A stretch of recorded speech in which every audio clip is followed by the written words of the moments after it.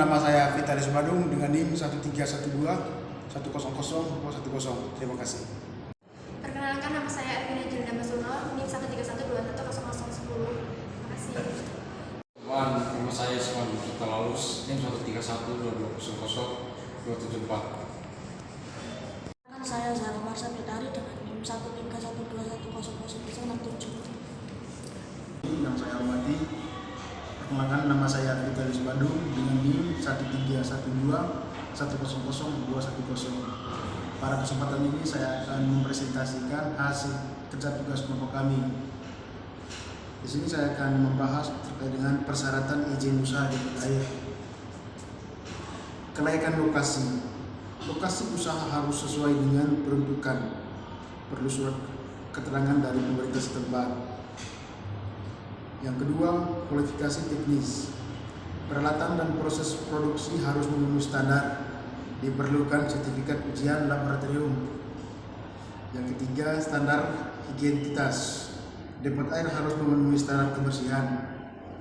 Diperlukan sertifikat higiene sanitasi.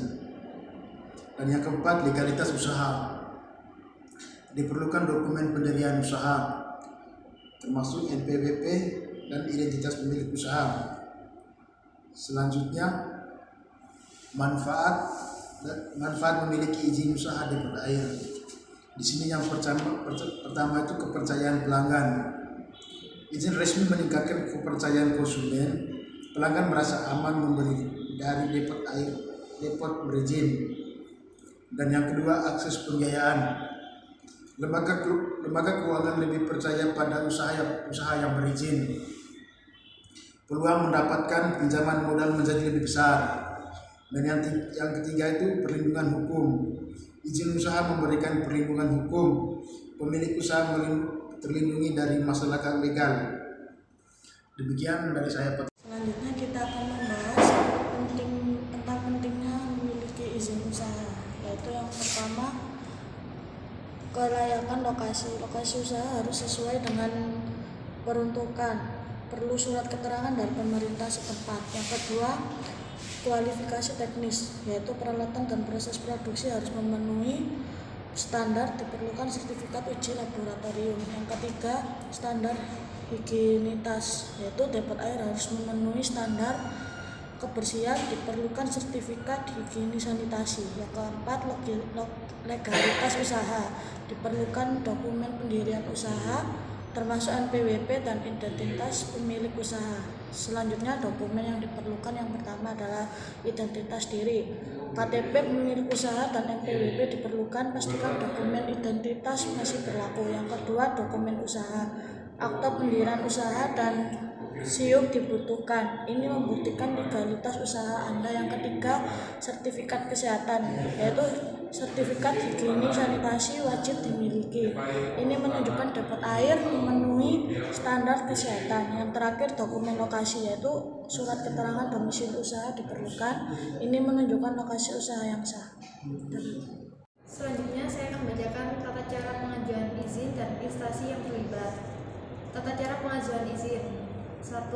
Persiapan dokumen. Kumpulkan semua dokumen yang diperlukan, pastikan semua dokumen lengkap dan valid. 2. Pengajuan berkas. Serahkan berkas di dinas modal dan pengajuan formulir dengan benar. 3. Verifikasi berkas. Petugas akan memverifikasi kelengkapan dokumen.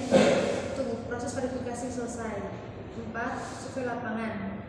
Tim teknis akan survei ke lokasi usaha. Pastikan lokasi siap untuk diinspeksi. 5. Penerbitan izin. Jika semua persyaratan terpenuhi, ambil surat izin kantor yang ditentukan.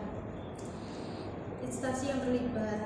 Dinas Penanaman Modal atau PTSP menerima dan memproses pengajuan izin. Dinas Kesehatan melakukan pemeriksaan higienis dan sanitasi. Dinas Lingkungan Hidup menilai dampak lingkungan dari usaha. Dinas Perindustrian dan Perdagangan memberikan rekomendasi dan teknis usaha. Perkenalkan, nama saya Yosef Krisanto Putra dengan NIM 13121000191. Biaya dan tarif pengurusan izin.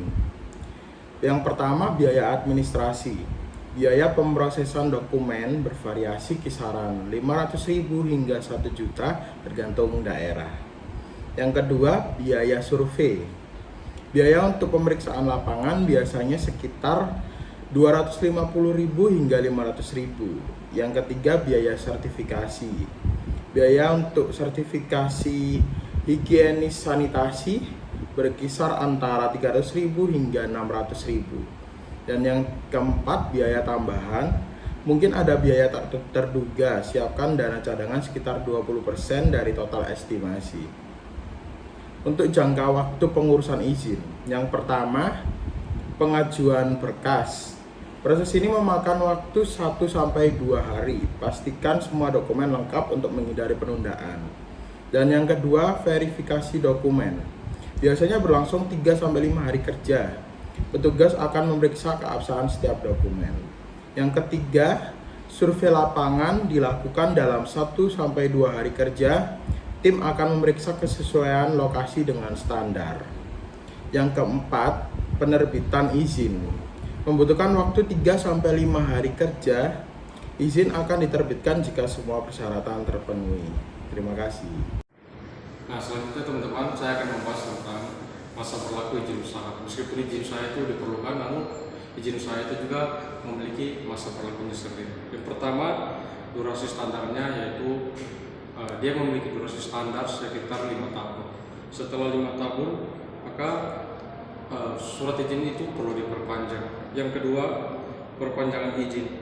Proses perpanjangan dimulai dari 3 bulan sebelum kadaluarsa atau kadaluarsa surat izin tersebut. Dan yang perlu disiapkan adalah dokumen-dokumen yang perlu disiapkan lebih awal. Yang ketiga, evaluasi berskala. Evaluasi berskala ini perlu dilakukan oleh depot tersebut agar ketika meski masa berlakunya 5 tahun ada perlu pemeriksaan rutin seperti biasa. Terus yang terakhir, sanksi terkait keterlambatan. Terlambat memperpanjang bisa kena denda, bahkan bisa berisiko penutupan pada depo tersebut.